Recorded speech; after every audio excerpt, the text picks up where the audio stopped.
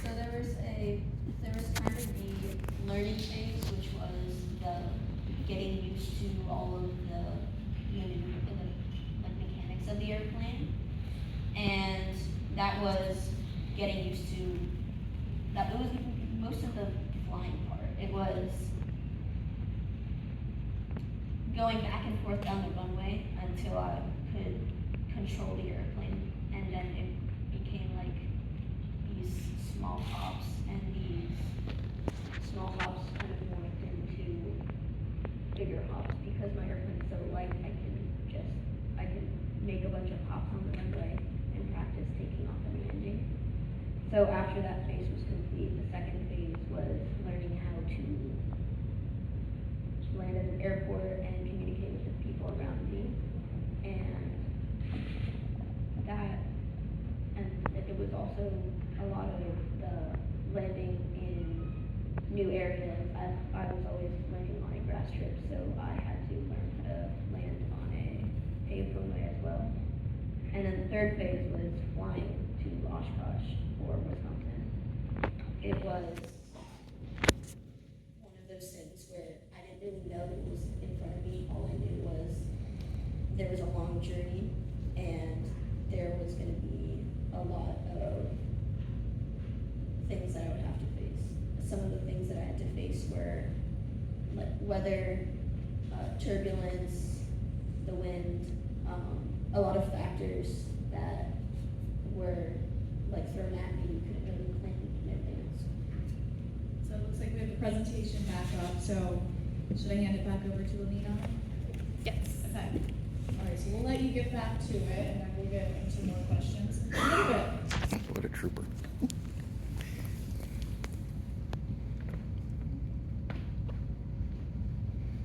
So back to what I was saying.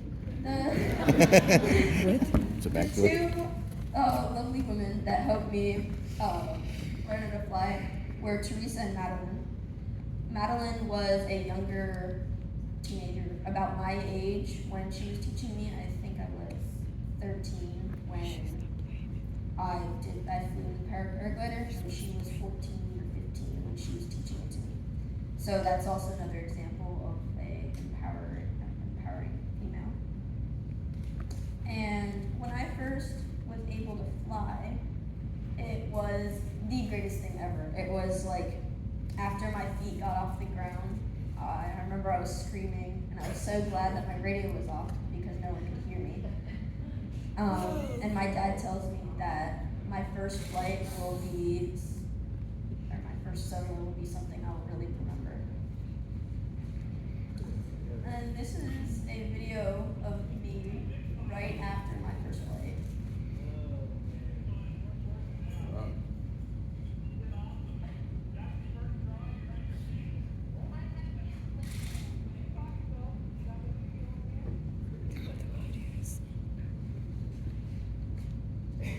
So next is the flight training, and the airplane I flew in was an Aerolite 103. It's a ultralight aircraft, and it's made out of aluminum tubing and with sailcloth covering the wings. It is powered by a 440cc snowmobile engine, and it has a conventional controls, so it's very similar to a normal aircraft. And they typically cost, currently, they're about $21,000 for just the kit, and then pre-built, ready to fly, they're $25,000. So, kind of going back to those three phases, phase one was the basic flight. So, I was learning all those basic maneuvers, and in order to go to Oshkosh, I had to be able to execute those properly.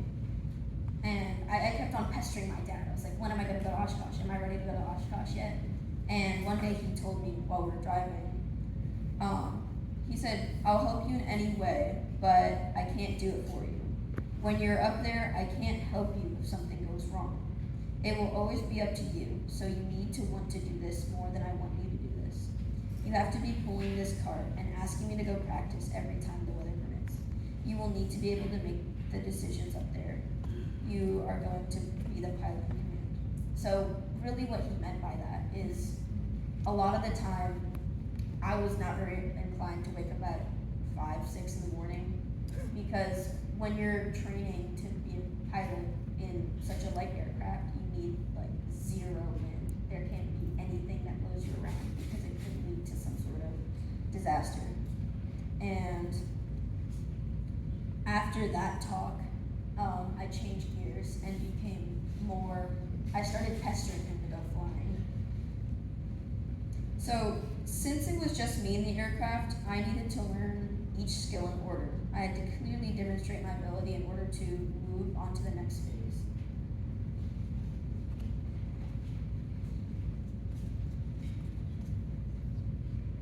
So to be honest, my first step was not very that fun. It was not exciting. It was just learning, sitting in the cockpit and flipping a bunch of switches until I understood what all of them meant. And step 2 was where things started to get a little bit more interesting.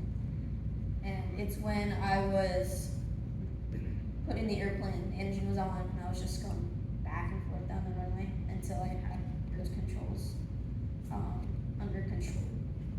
And in this video, there's an example of adding more power, and the nose starts to lift off the ground. And it's a demonstration of my ability to like control the airplane while the front wheel is no longer on the ground. Step 4 is takeoff and landing. I will increase the power bit by bit until the wheels start to come off the ground. And once the main landing gear comes off the ground, I lower the nose and let it slowly settle back to the ground. And when I reach the main landing area, I just let it roll to a stop. So this was one of my first successful kind of flybys. And you can hear by my dad how excited he was that I could finally do it right. Because there's only one seat, the only way he could help me was with words. He couldn't. It's not one of those things where you can help someone with a bicycle. Like you can hold it up. In an airplane, I can't have my dad on the wing of the airplane pushing me along or something. Step 5 was cruising. So this is when I start going higher. So that other video was a little bit lower, and now I'm starting to kind of move up into the air. So this was already the kind of flying stage. And I believe this was like about 7 feet off the ground. Step 6 is the approach. It's reaching, I think, 15 feet this time. And then when I get up to that altitude, I reduce the power, and then I just slowly glide to the ground and make like a very smooth landing. It took me about 2 months to reach this point, with constant repetition, and I had accumulated about 60 takeoff and landings. And what's shown in the video, those are, I would do something like that, say 10 times a day. Sometimes it would be in the evening and then in the morning, or just one or the other. Phase 2, the air work. So my dad didn't think he could teach me stalls, spins, or engine out procedures over the radio, so I had to practice these in a Cessna 150 with him. And we didn't get any videos of that because we didn't think it that interesting. Next was the departures, the turns, the climbs, descents, approach, and in other words, it's just going flying around. I would stay near the airport and just find a nice non-crowded area and just fly around in circles until and it was like practice. So it was just left turns, right turns, climbing turns, descending turns, all of like the basic things you need to know in order to fly. So my first solo, I've soloed before. before in the powered paraglider, as shown before, but because this is a different airplane, I still had that really tense feeling where, again, I was glad my radio was not on.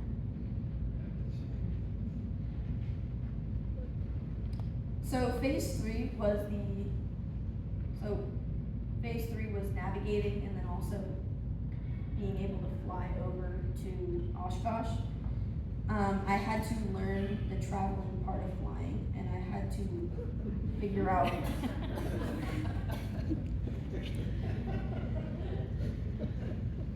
I had to learn how to figure out where to go and how to communicate with other airplanes.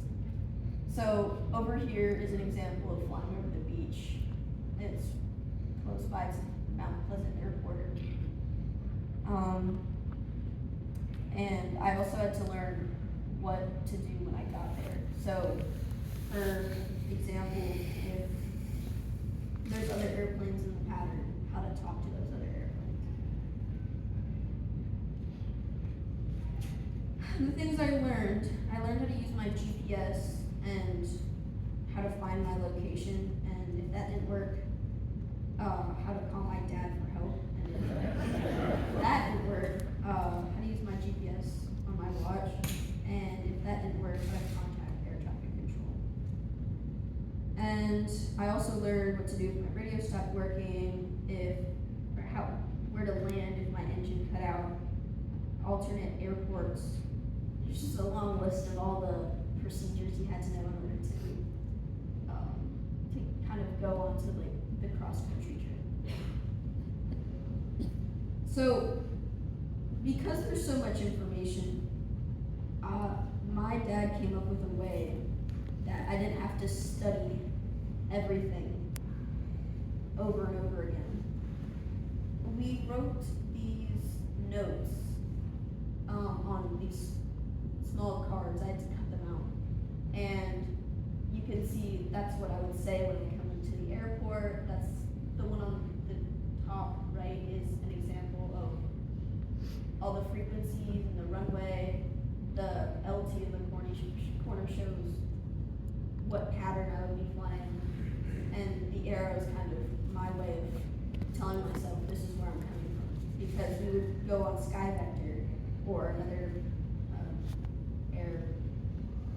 airplane map thing, and we would figure out where the path was from airport to airport.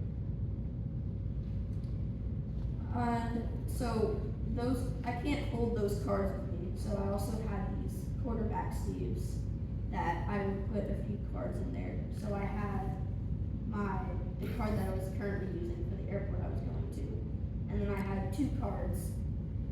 A card for our alternate airport in case something went wrong, I couldn't go to the farther one, and then a card for the previous airport so I could go back if anything. And my first cross country was a flight from Ravens Run to Mount Pleasant, and the theory was if I could do a 4-mile flight, then I could probably do a 40-mile flight. All that was left was to link all 42 of the airports together with short flights, and then I'd be at Oshkosh. Alright, thanks again.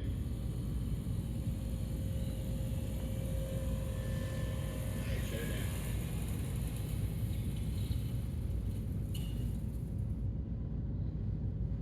That's your first cross country. How was it? Did you have fun? Were you nervous?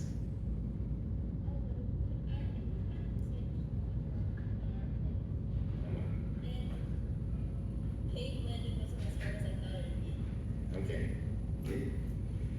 All right.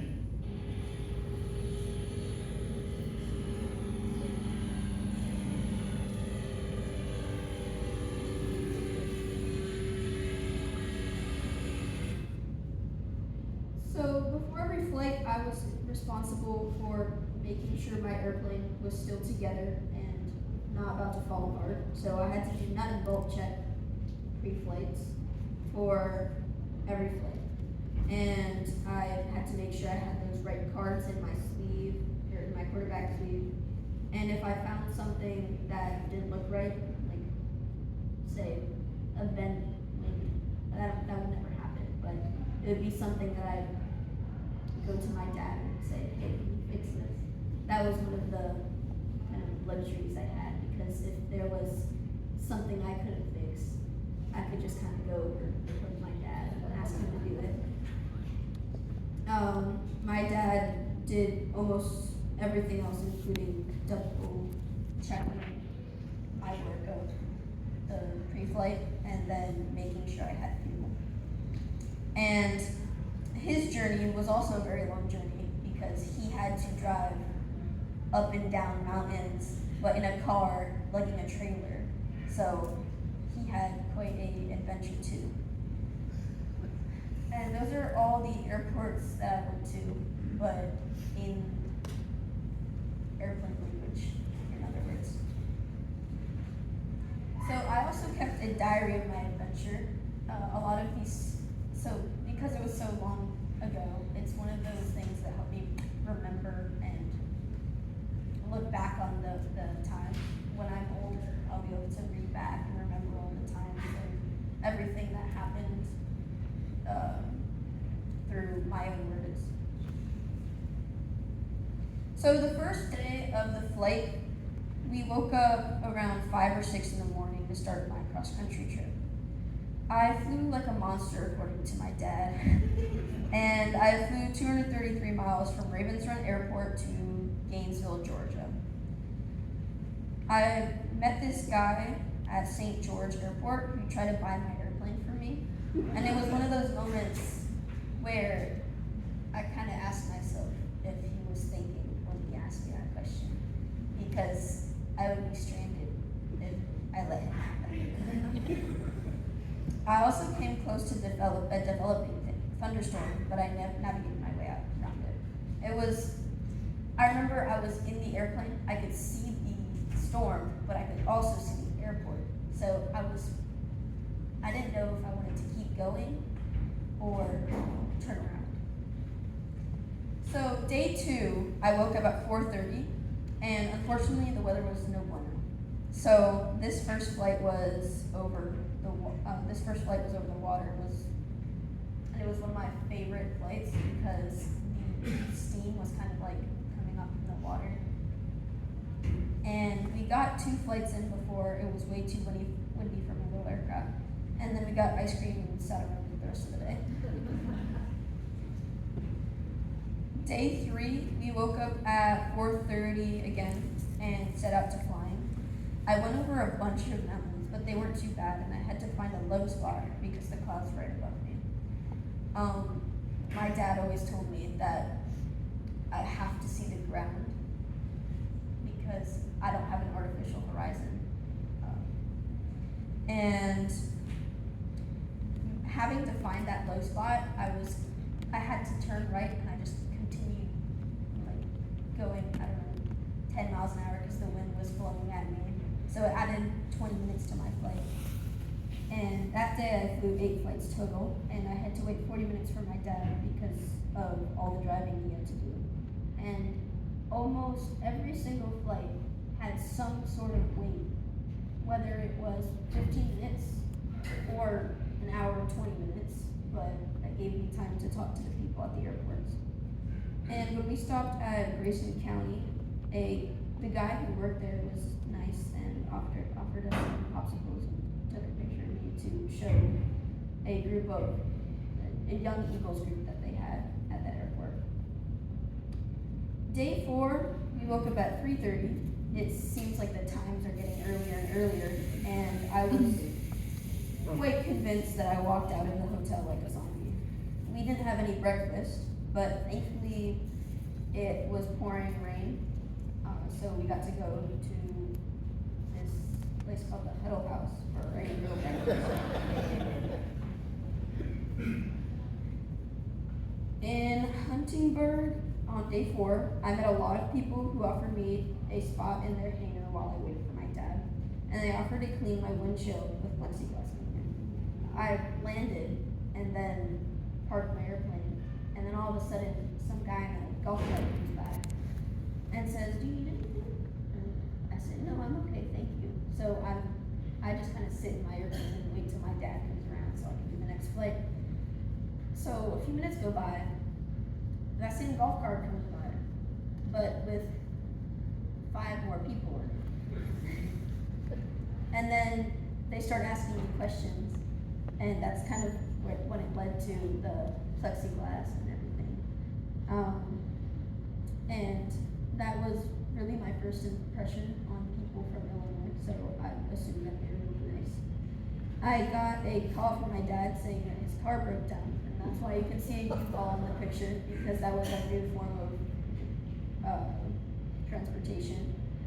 And I have to say, at that airport, I really felt famous, even though I wasn't at Oshkosh yet.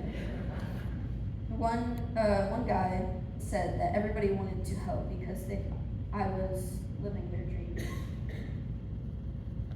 On day 5, I woke up at 4:30 for some more flying, and we flew to Sullivan County. My dad got me a sandwich and a cold coffee.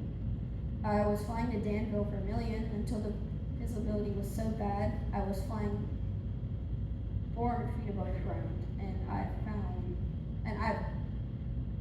it was to the point where I was like dodging mountains or hills every few seconds, and that became uncomfortable. So with my handy GPS, I found a nearby airport and landed there. And this was I believe this was Sky King Airport, and it wasn't one of my favorites because the runways were a bit bumpy. And this kind of goes back to where I can't prepare for how other people will interact with me.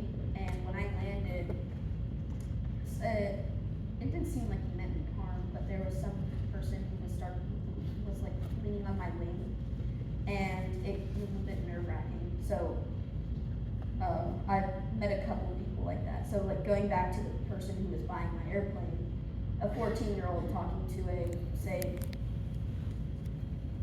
guy in his mid-50s is a bit uncomfortable. So when my dad got there, I was relieved to continue flying and get out of there. So day 6, I woke up at the usual time. I bet you this time it was probably 2 o'clock in the morning, if anything. And I started my last day flying to Oshkosh. I was flying out of the last airport here, and I was kind of nervous. You can see it in my awkward smile. And when I flew out of DeKalb, my engine sounded a bit funky, so I called my dad. And he told me that from the ground it sounded fine. So I said, well, Dad says it's fine, then it must be fine. So I kind of forgot about it. So when I was entering the pattern, I was talking to Tower, and in order for the Tower to hear me, I have to throttle down the power and talk and then put the power back in. So when I put the power back in, I heard a weird noise. My engine went from a low whirring noise to a loud, kind of obnoxious noise. And it stressed me out even more because I wasn't used to talking to Tower my whole time as I was landing. So I thought my airplane was going to blow up, and I was very eager to get to the ground. And I was instructed to land right downwind. A DC-3, I believe, while I was coming in, was downwind in front of me, and when it landed, I landed right behind it, and I thought that was a really cool thing because not many people get to land right behind a DC-3. So I also was instructed to land right next to that DC-3, and I had to get off the runway very quickly. I don't know if you can hear in the video, but my engine sounds very high-pitched than a normal engine. And when I first got off, a bunch of people congratulated me and started surrounding me. So AirVenture, it's one of those. It's the biggest air show in America, and people from all over the world come over just to see the airplanes, the air shows, the fireworks at the end of the week. I've been going there since day 0 of everything. So the only year that I missed it was during COVID, unfortunately. And I used to fly there with my dad in a Mooney or the Commander that you saw in the previous slides. And this year, or in 2023, was the year that I flew there myself. Each morning, I woke up at about 5:30 to get breakfast and go to a briefing at 7:30.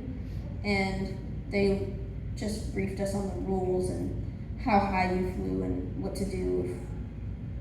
And they just prepared us so nothing bad happened at the air show. The flight sessions happened from 9 a.m. to 11:30 a.m. And then in the evening, there was something called the Twilight Air Show, where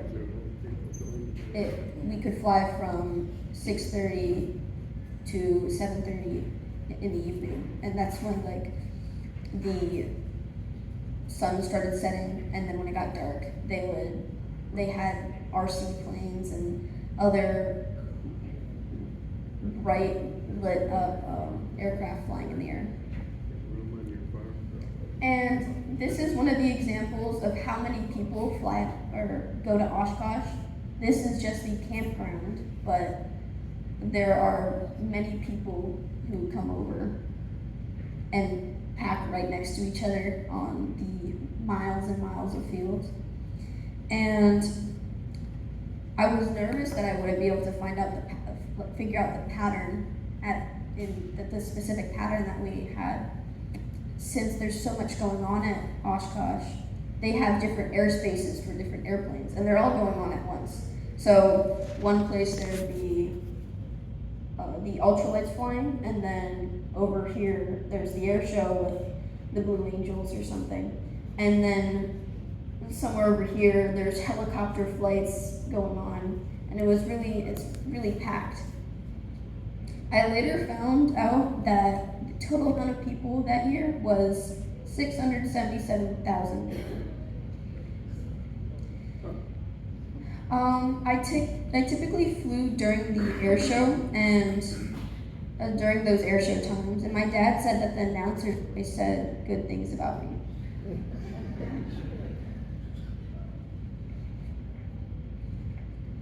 So that's also another example or demonstration of how many people were there.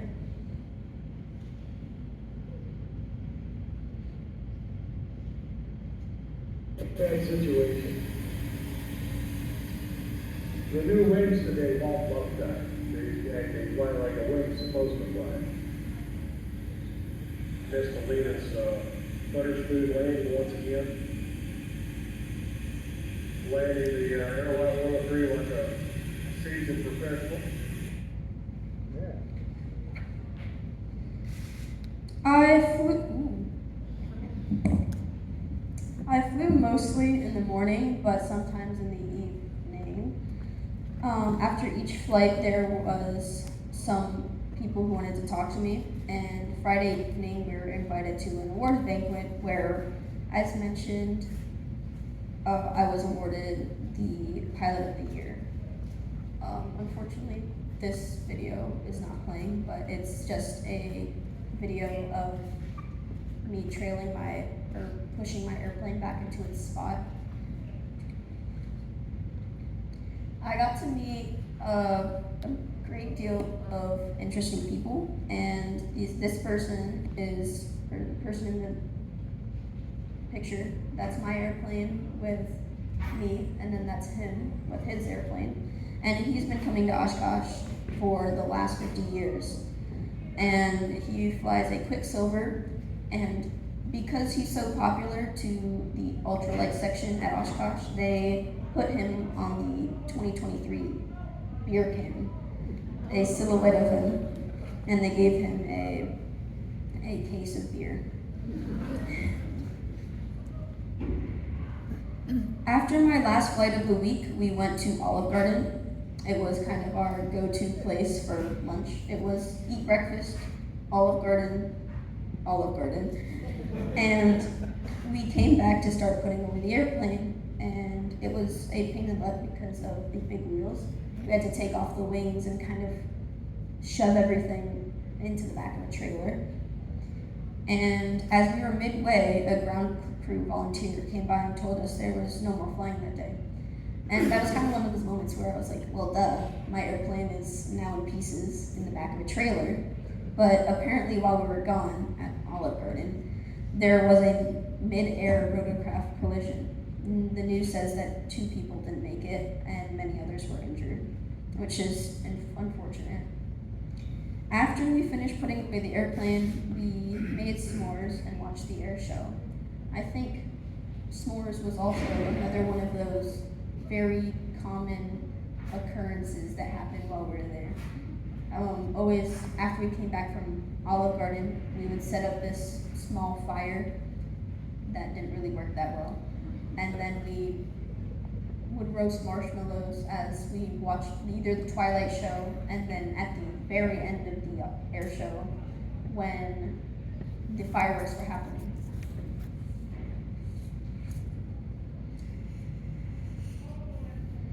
Ever since I flew to Oshkosh Air Venture, I try flying as much as I can. Now with school and everything, it's more difficult to find those days and when there's good weather, and I also don't have homework to do. I've made new friends. I've made a power paraglider pilot reached out to my dad, and every once in a while he'll come over and fly around. And sometimes I will try to fly. I'll put my flaps down and try to fly as slow as him. It never works. And one of the things I like to say is, at my age, I've seen things that a lot of people don't get to see. For example, an airport that was turned into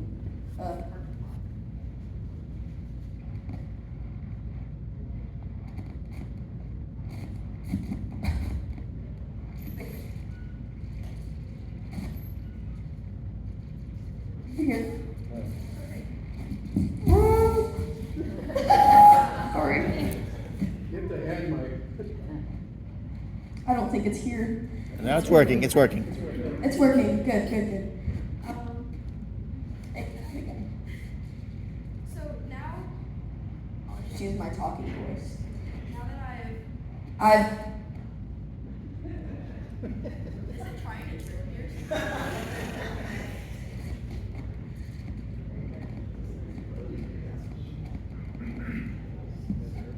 So now that I have flown to Oshkosh, I feel more confident and independent now, because there's a lot of those moments where I had to, for example, when I'm flying out there on my own, there's a lot of things I had to learn.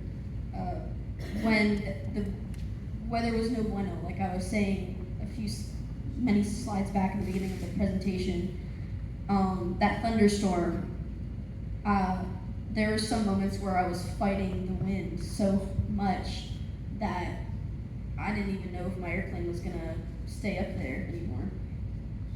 But the main takeaways that I took, I kind of obtained from flying was, to be a pilot, I must first want to become a pilot.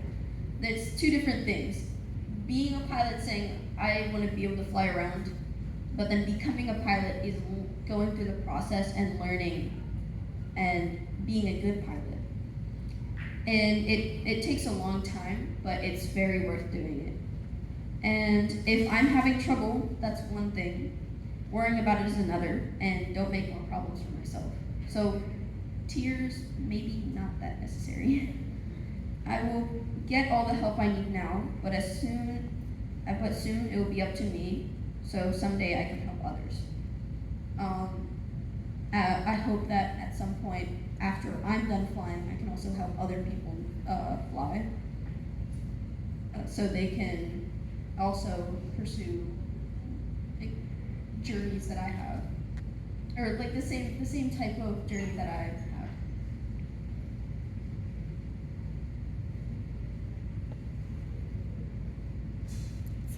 Oh, okay.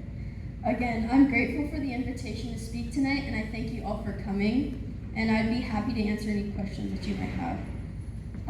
I think that QR code may be a place where you can scan it and then put your questions in there, but because we're having a talk session afterwards, I don't think that's very necessary. But again, thank you so much for letting me speak today.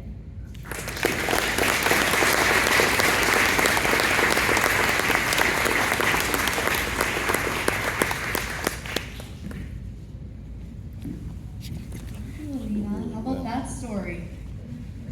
Very, very impressive. So, for a lot of us here in the Low Country, our morning commute might require us to travel across the Ravenel Bridge, maybe the Dam Holt.